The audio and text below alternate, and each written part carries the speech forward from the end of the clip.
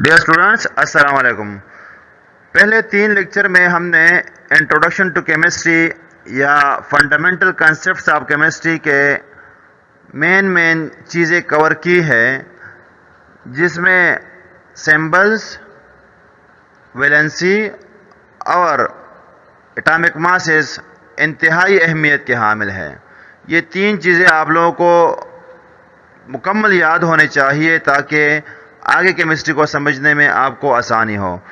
आज के लेक्चर में हम फार्मूला लिखने का तरीक़ा, फार्मूले के अक़साम मतलब एम्पिरिकल फार्मूला और मॉलिक्यूलर फार्मूला, और आखिर में हम पढ़ेंगे molecular mass.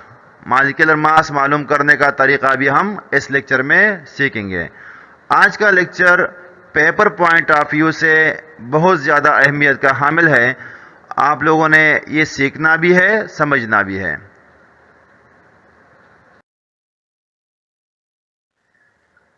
Next question is define formula. Define formula, formula को डिफाइन करें। फार्मूला की डेफिनेशन है the symbolic representation of a molecule of a substance is called formula. The symbolic representation of a molecule of a substance is called a formula. किसी शे के molecule को, किसी शे के एक मालिक्यूल को जब हम सिंबल से जाहिर करें तो उसे फार्मूला कहते हैं। For example, formula of water is H2O। H2O formula है पानी का।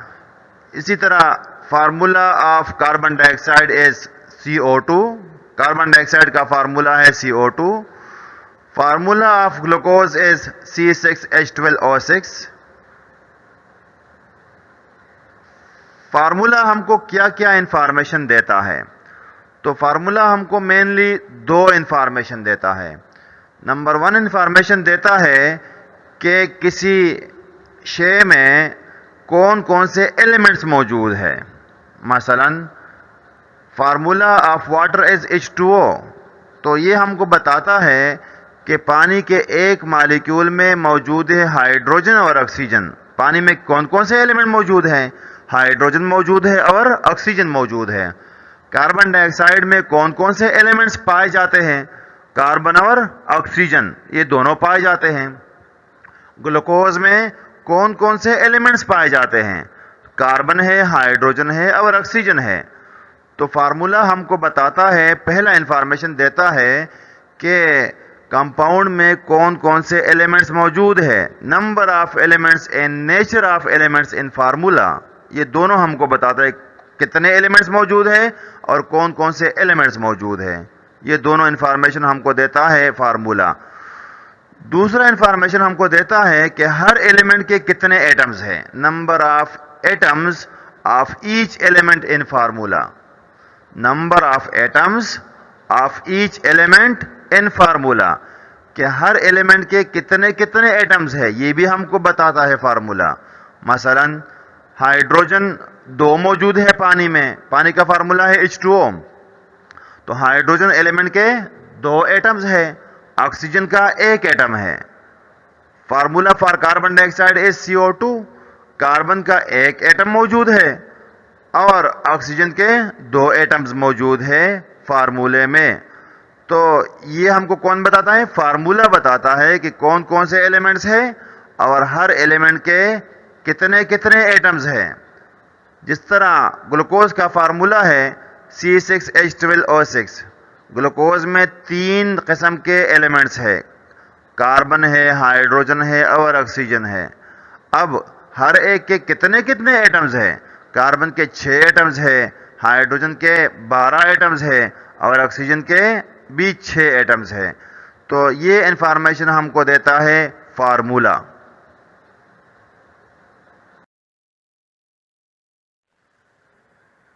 Next is how to write a formula. Formula लिखने का तरीका क्या है? फार्मूला को हम किस तरह लिखेंगे? फार्मूला लिखने के लिए 2 चीज़ें लाजिमी तौर पर आपको याद होनी चाहिए। एक सिंबल्स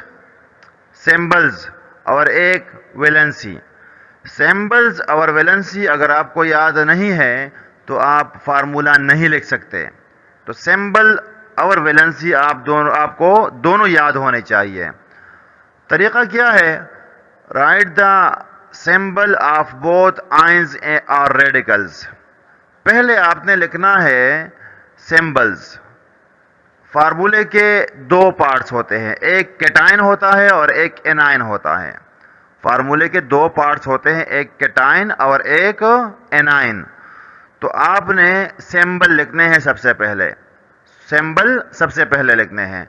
दूसरा काम क्या करना है? दूसरा step, right the valency above, superscript कहते हैं इसको, द सिंबल ऑफ आयन और रेडिकल। आयन और रेडिकल, इसके ऊपर आपने वैलेंसी लिखनी है।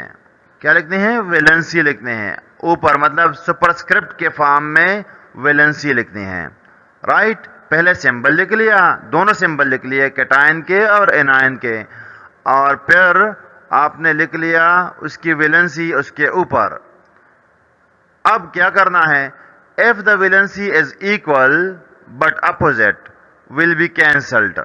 अगर वैलेंसी दोनों बराबर हो लेकिन अपोजिट हो, मतलब एक +1 है एक -1 है, एक +2 है एक -2 है, एक +3 है एक -3 है, मतलब बराबर है लेकिन अपोजिट है, तो दोनों कैंसिल हो जाएंगे, दोनों कैंसिल हो जाएंगे। और वैलेंसी को कैंसिल कर लें, सिंबल को नीचे लिख लें, वही फार्मूला बन जाएगा। If the valencies are different, exchange the valencies and write it as subscript of the symbol. Don't write plus or minus. क्या कहते हैं इसमें? अगर वैलेंसीज डिफरेंट है, सेम नहीं है, इक्वल नहीं है, तो दोनों को एक्सचेंज कर ले। मतलब जो कैटायन की वैलेंसी है वो एनायन के नीचे लिख ले, नीचे लिख ले। सही है? सबस्क्रिप्ट के कहते हैं, मतलब नीचे लिखते हैं लिखने को। और जो एनायन की वैलेंसी है वो कैटायन के नीचे लिख लें, प्लस माइनस को हटा दे, प्लस माइनस को हटा दे, कैटायन की वैलेंसी लिख ले एनायन के नीचे और एनायन की वैलेंसी लिख ले कैटायन के नीचे। सही? तो आपके पास ये फार्मूला बन जाएगा। If the valency is 1, no need to write as subscript. अगर वैलेंसी 1 है तो 1 लिखने की जरूरत नहीं होती। 2 हो, 3 हो, 4 हो तो फिर लिखना जरूरी है, 1 लिखना जरूरी नहीं है। क्योंकि मैं लिखता हूं सोडियम और फिर मैं लिखता हूं सोडियम 1, तो दोनों एक ही बात है। 1 सोडियम और सोडियम का मतलब यह है एक एटम है, तो 1 लिखने की जरूरत नहीं होती। अब हम इसको सीखने की प्रैक्टिस करते हैं। एग्जाम्पल नंबर 1 आपसे प्रैक्टिस के लिए दिया गया है कैल्शियम कार्बोनेट। कैल्शियम कार्बोनेट का फार्मूला क्या है? कैल्शियम कैटायन है, कार्बोनेट एनायन है, जिसको हम कहते हैं रेडिकल। सही है? पहला कैल्शियम, तो इसके सिंबल लिखे, कैल्शियम का सिंबल लिखे इसके नीचे, कार्बोनेट का सिंबल लिखे इसके नीचे। कैल्शियम का सिंबल है Ca, कैल्शियम का सिंबल है Ca, और कार्बोनेट का सिंबल है CO3, CO3। अब इसकी वैलेंसी लिखे, वैलेंसी इसके ऊपर लिखे, Ca+2, उसकी वैलेंसी लिख ली +2 ऊपर, और CO3 -2 भी इसकी वैलेंसी लिख ली। आपने क्या किया? पहले लिख लिया सिंबल, कैल्शियम का सिंबल Ca, कार्बोनेट का सिंबल CO3, फिर उसकी वैलेंसी लिख ली उसके ऊपर, +2 कैल्शियम की वैलेंसी है, -2 कार्बोनेट की वैलेंसी है, CO3 की वैलेंसी -2 है। अब चूंकि दोनों की वैलेंसी इक्वल है, +2 -2, बट अपोजिट है, तो दोनों कैंसिल कर ले, दोनों एक दूसरे के साथ कट जाएंगे।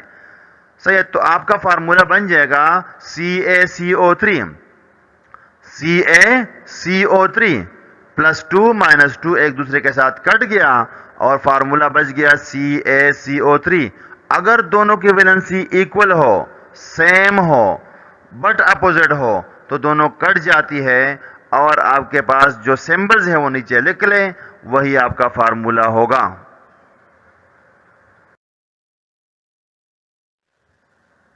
Okay, second example, example number 2 है formula of sodium sulphate. Sodium sulphate का फार्मूला लिखना है, तो आपको पता होना चाहिए सोडियम का सिंबल और सल्फेट का सिंबल, और इन दोनों की वैलेंसी भी याद होनी चाहिए। अगर आपको ये दोनों याद नहीं है तो आप फार्मूला नहीं लिख सकते। तो सबसे पहले आपको याद करने हैं सिंबल्स और वैलेंसीज। सिंबल्स और वैलेंसीज याद करना बहुत जरूरी है। अब सोडियम का सिंबल है Na और सल्फेट का सिंबल है SO4। सोडियम का सिंबल है Na, सल्फेट का सिंबल है SO4। अब उसकी वैलेंसी लिख लें, उसके ऊपर सिंबल के ऊपर वैलेंसी लिख लें। सोडियम की वैलेंसी है +1 और SO4 की वैलेंसी है -2। SO4 -2, Na+1। अब ये दोनों अपोजिट है लेकिन बराबर नहीं है, बराबर नहीं है, तो ये कटेंगे नहीं, कैंसिल नहीं होंगे। अब क्या करना है, कैंसिल नहीं होंगे तो क्या करना है, केटायन की वैलेंसी नीचे लिख ले एनायन की। अब केटायन की वैलेंसी 1 है तो 1 को लिखने की जरूरत नहीं है। और एनायन जो है SO4, इसकी वैलेंसी है -2। -2 को ले आए सोडियम के नीचे, तो ये हो जाएगा 2, मतलब प्लस माइनस को तो हटा दें, प्लस माइनस को हटा दें और ये लिख लें 2Na के नीचे, तो ये बन जाएगा Na2SO4। Na2SO4 उसकी वैलेंसी, सोडियम की वैलेंसी है +1, तो 1 लिखने की जरूरत नहीं होती। और SO4 की वैलेंसी है -2, तो ये ले आए सोडियम के नीचे लिख ले, तो ये बन जाएगा Na2SO4। ये बन गया सोडियम सल्फेट का formula. Example number 3, example number 3 में आपसे कहा गया है एल्यूमिनियम सल्फेट का फार्मूला लिखें। एल्यूमिनियम सल्फेट का फार्मूला लिखें, तो आपको याद होना चाहिए एल्यूमिनियम का सिंबल और सल्फेट का सिंबल दोनों याद होने चाहिए। एल्यूमिनियम का सिंबल Al होता है, सल्फेट का सिंबल SO4 होता है। अब वैलेंसी भी याद होनी चाहिए, तो Al+3 होता है वैलेंसी इसकी, और सल्फेट की वैलेंसी होती है -2। सल्फेट की वैलेंसी है -2, SO4 -2। तो आपने पहले सिंबल लिख लिए, Al is the symbol for aluminium, SO4 is the symbol for sulphate. अब वैलेंसी लिख लें, तो एल्यूमिनियम की वैलेंसी है +3, Al+3, और SO4 की वैलेंसी है, मतलब सल्फेट की वैलेंसी है SO4 -2। SO4 की वैलेंसी है -2, तो ये आपने लिख लिया। अब दोनों अपोजिट है बट आर नॉट इक्वल, दोनों इक्वल नहीं है। जब इक्वल नहीं है तो ये कैंसिल नहीं होंगे। कैंसिल नहीं होंगे तो क्या बनेगा, जो एल्यूमिनियम की वैलेंसी है इसको सल्फेट के नीचे लिख लें, और जो सल्फेट की वैलेंसी है इसको एल्यूमिनियम के नीचे लिख लें, तो ये बन जाएगा Al2SO4 अब जो एल्यूमिनियम की वैलेंसी है ये सल्फेट के नीचे लिखना है, तो सल्फेट में 2 एलिमेंट्स है, सल्फर भी है और ऑक्सीजन भी है, तो ब्रैकेट लगेगा। जब एक से ज्यादा एलिमेंट्स हो तो फिर ब्रैकेट लगेगा, और ब्रैकेट के नीचे फिर आपने एल्यूमिनियम की वैलेंसी लिखनी है। तो ये क्या बन जाएगा, Al2SO4 ब्रैकेट में, और ब्रैकेट के बाद आ जाएगा होल 3, Al2SO4 होल 3। तो ये बन गया एल्यूमिनियम सल्फेट का formula.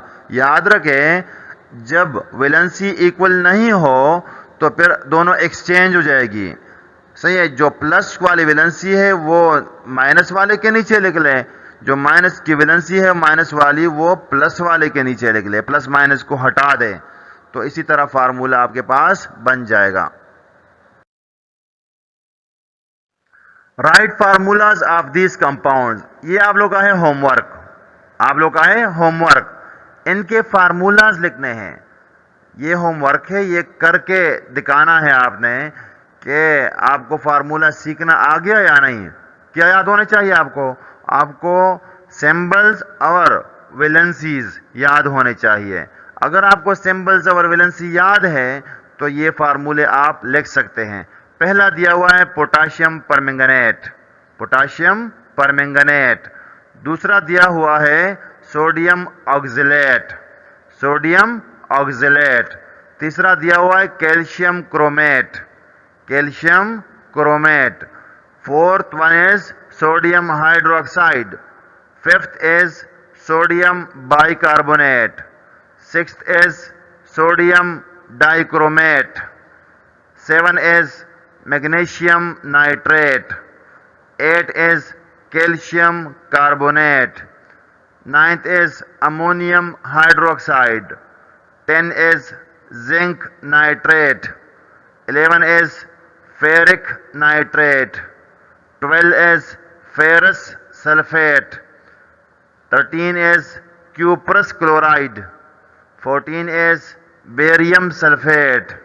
15 is sodium sulfate.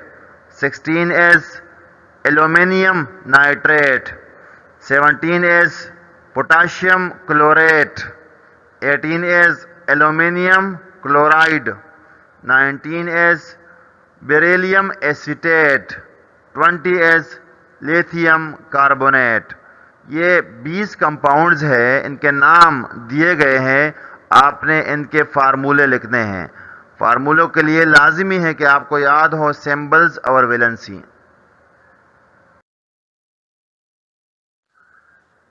Next question is what are the types of formula. Formula की कितनी किस्में हैं और कौन कौन सी किस्में हैं? There are 2 types of formula. Formula की 2 किस्में हैं। First one is molecular formula और second is empirical formula. Molecular formula और एम्पिरिकल फार्मूला, ये 2 किस्में हैं फार्मूलाज की। फार्मूला की 2 किस्में हैं, molecular formula, empirical formula. Molecular formula को डिफाइन करते हैं, it is that formula which gives the actual number of all the atoms of all the elements present in the molecule of a substance. It is that formula which gives the actual number of all the atoms of all the elements present in the molecule of a substance. Molecular formula को कैसे define करते हैं? ये वो formula है जो किसी शे के 1 मोल में मौजूद तमाम एलिमेंट्स के तमाम एटमों को जाहिर करता है। एक्चुअल नंबर ऑफ एटम जाहिर करता है, हकीकी नंबर ऑफ एटम्स को जाहिर करता है। जितने मौजूद होते हैं वो तमाम के तमाम बताता है। तो उस फार्मूले को हम कहते हैं मॉलिक्यूलर फार्मूला। ये हमको बताता है actual number of atoms. For examples, पानी का फार्मूला है H2O। Molecular formula of water is H2O। Molecular formula of carbon dioxide is CO2. Okay. Molecular formula of glucose is C6H12O6. ये फार्मूला है, molecular formulas है ये। और ये glucose का फार्मूला है C6H12O6। Molecular formula of acetic acid is CH3COOH। CH3COOH। ये चारों मॉलिक्यूलर फार्मूला है। दूसरा है एम्पिरिकल फार्मूला। याद रखें, एम्पिरिकल फार्मूला और मॉलिक्यूलर फार्मूला सेम भी हो सकता है किसी कंपाउंड का और मुख्तलिफ भी हो सकता है। सेम भी हो सकता है और मुख्तलिफ भी हो सकता है। आगे हम अभी पढ़ेंगे। एम्पिरिकल फार्मूला पानी का यही है H2O, सही है। मॉलिक्यूलर फार्मूला भी यही है और एम्पिरिकल फार्मूला भी यही है। इसी तरह कार्बन डाइऑक्साइड का एम्पिरिकल फार्मूला है CO2 और मॉलिक्यूलर फार्मूला भी है CO2। तो इन दोनों का मॉलिक्यूलर फार्मूला और एम्पिरिकल फार्मूला सेम है, लेकिन ग्लूकोज का और एसिटिक एसिड का डिफरेंट है। तो मॉलिक्यूलर फार्मूला सेम भी हो सकता है कंपाउंड के लिए और डिफरेंट भी हो सकता है।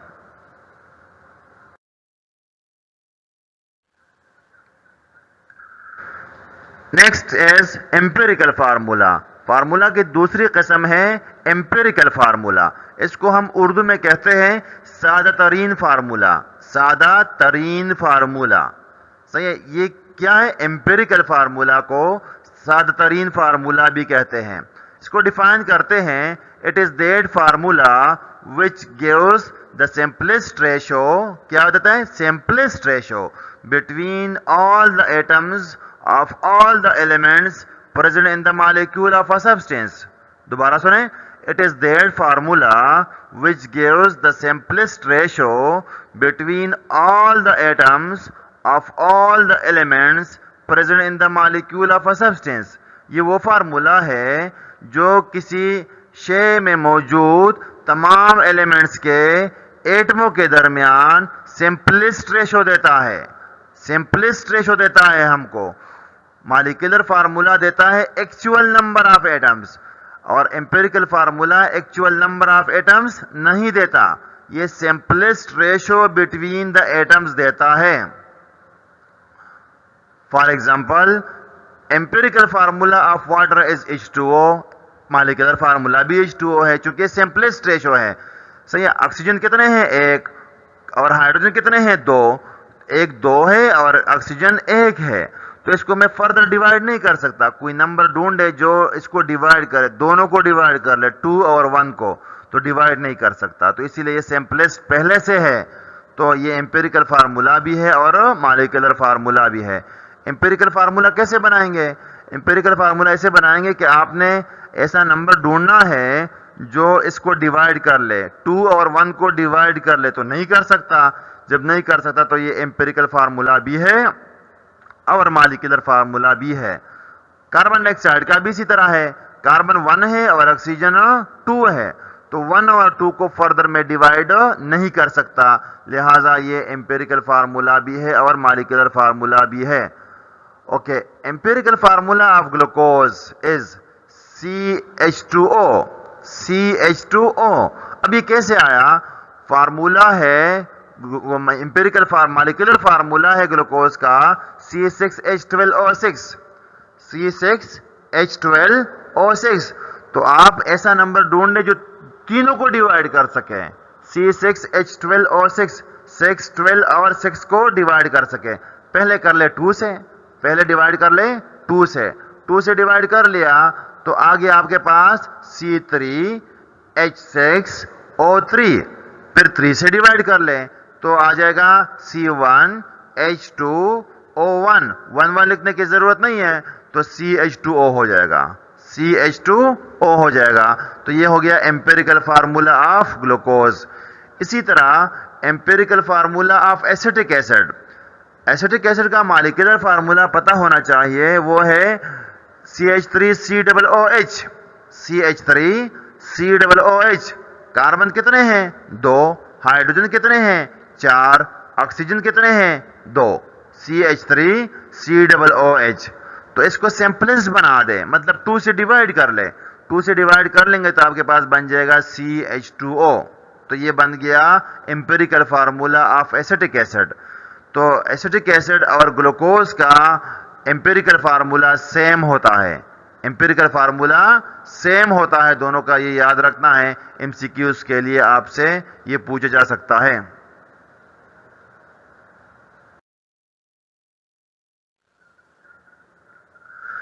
Next question is define molecular mass.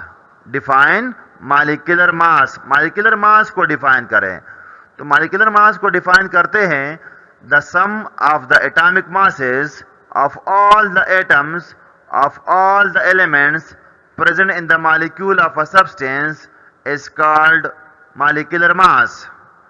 The sum of the atomic masses. sum कहते हैं मजमुआ को. मजमुआ जमा करना. atomic masses को जमा कर दे. of all the atoms, of all the elements. तमाम elements के, तमाम atoms के atomic masses को जमा कर दे तो जो आएगा वो molecular mass होगा. तमाम एलिमेंट्स के जितने भी एटम्स मौजूद है उसके एटॉमिक मासेस को जमा कर दें तो जो आएगा वो मॉलिक्यूलर मास होगा. उसे हम कहेंगे molecular mass. For example, molecular mass of water. पानी का फार्मूला है H2O. सही है. तो हाइड्रोजन कितने हैं? हाइड्रोजन है 2. हाइड्रोजन का एटॉमिक मास है 1. एटॉमिक मासेस याद होने चाहिए. एटॉमिक मासेस याद होने चाहिए. हाइड्रोजन का एटॉमिक मास है 1. तो 1 मल्टीप्लाइड बाई 2. 2 क्या चीज है? ये नंबर ऑफ एटम्स है. नंबर ऑफ हाइड्रोजन एटम्स 2 है तो 1 मल्टीप्लाइड बाई 2 हो गया. दरमियान में लग जाएगा प्लस. ऑक्सीजन का एटॉमिक मास है 16. ऑक्सीजन का एटॉमिक मास है 16 और ऑक्सीजन कितने हैं, ऑक्सीजन 1 है, तो 16 मल्टीप्लाइड बाई 1 हो जाएगा, 16 मल्टीप्लाइड बाई 1, तो 2 1 जा 2 प्लस 16 1 जा 16, 2 1 जा 2 प्लस 16 1 जा 16, तो 2 और 16 को आपने जमा किया तो 18 आ जाएगा, 18 AMU, 18 AMU। याद रखें एटॉमिक मासेस की यूनिट है AMU, एटॉमिक मास का, और मॉलिक्यूलर मास का भी है AMU। एटॉमिक मास का यूनिट क्या है, AMU, atomic mass unit, atomic mass unit.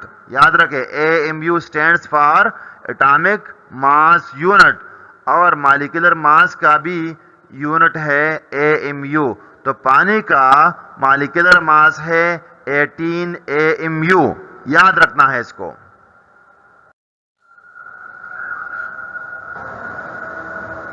Example number 2 is molecular mass of KMnO4.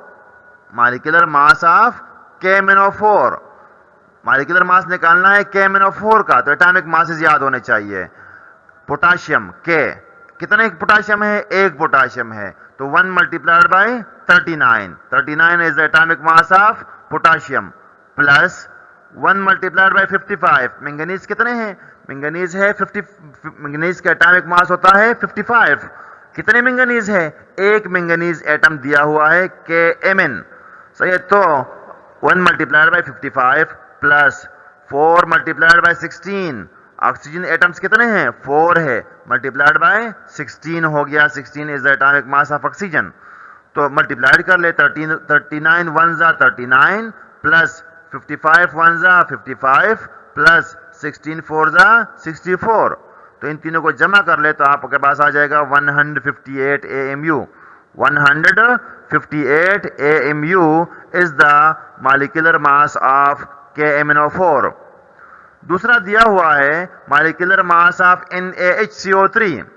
NaHCO3 का मॉलिक्यूलर मास मालूम करना है, तो Na सोडियम, सोडियम कितने हैं, एक है, एक multiplied by 1 multiplied by 23 plus hydrogen का एटॉमिक मास है 1 मल्टीप्लाइड बाई 1, सही है, क्योंकि 1 इसका एटॉमिक मास है और एक हाइड्रोजन है, प्लस कार्बन होता है 12, कितने कार्बन है 1, 1 मल्टीप्लाइड बाई 12 हो गया, प्लस ऑक्सीजन होता है 16, 16 मल्टीप्लाइड बाई 3, तो इस सबको मल्टीप्लाइड कर ले, 21 1 जा 23, 23 1 जा 23 प्लस 1 1 जा 1 प्लस 12 1 जा 12 प्लस 16 3 जा 48, सबको प्लस कर ले तो आ जाएगा 84 AMU।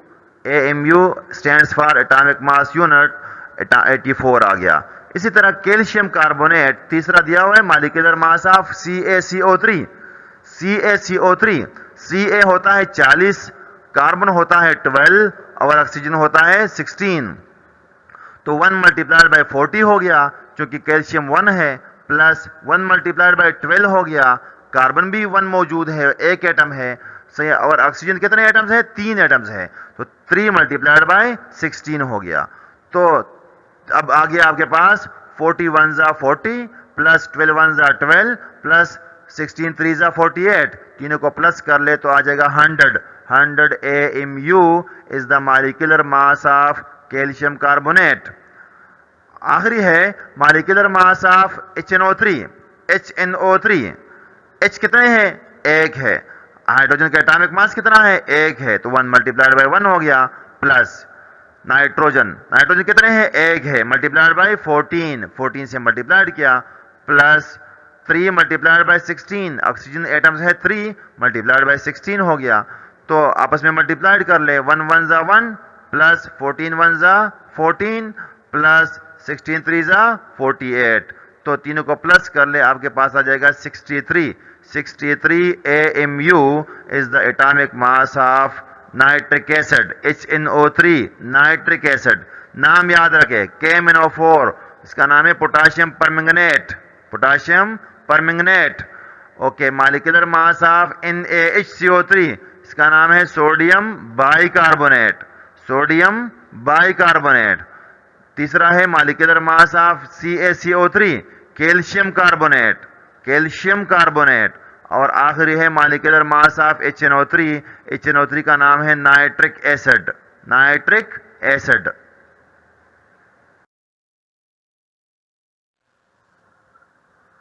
ओके स्टूडेंट्स, इस स्लाइड में आपको कुछ फार्मूले दिए गए हैं और इसके मॉलिक्यूलर मास निकालना है। आपने क्या निकालना है? मॉलिक्यूलर मास निकालना है।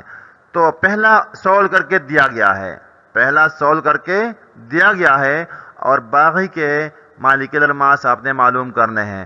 पहला दिया हुआ है potassium carbonate K2CO3, magnesium sulphate MgSO4, sodium carbonate Na2CO3, aluminium sulphate Al2SO4 KHCO3, potassium bicarbonate BaSO4, barium sulphate NaOH, sodium hydroxide KOH, potassium hydroxide C2H2O4, इसका नाम है ऑक्सैलिक एसिड, और NaHPO4, इसका नाम है सोडियम बाइफास्फेट।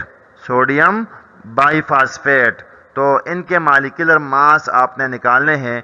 प्रैक्टिस करने के लिए काफ़ी है, आप लोग इसकी प्रैक्टिस ज़रूर करें। डियर स्टूडेंट्स, इसके साथ ही आज का लेक्चर इख्तिताम पजीर होता है। होप कि आप लोगों को ये लेक्चर पसंद आ गया होगा। ये 4 लेक्चर्स बहुत ज़्यादा इम्पोर्टेंट है बेसिक केमिस्ट्री समझने के लिए।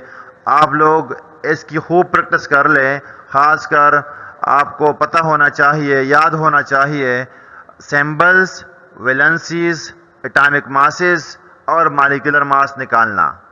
सैम्बल, वैलेंसी और एटॉमिक मासेस याद होने चाहिए। ये 3 चीज़ें याद होनी चाहिए और उसी के बेस पर आपको फार्मूला लिखने का तरीक़ा आना चाहिए। फार्मूला लिखने का तरीक़ा आना चाहिए और आपको मॉलिक्यूलर मास निकालना भी आना चाहिए। मॉलिक्यूलर मास निकालना भी बहुत ज़्यादा ज़रूरी है। आगे हम इसको बार बार इस्तेमाल करेंगे। तो आपको ये जो चीज़ें हैं 4-5, ये बिल्कुल मुकम्मल तौर पर याद होनी चाहिए ताकि कोई मुश्किलात ना हो आगे केमिस्ट्री में आप लोगों के लिए।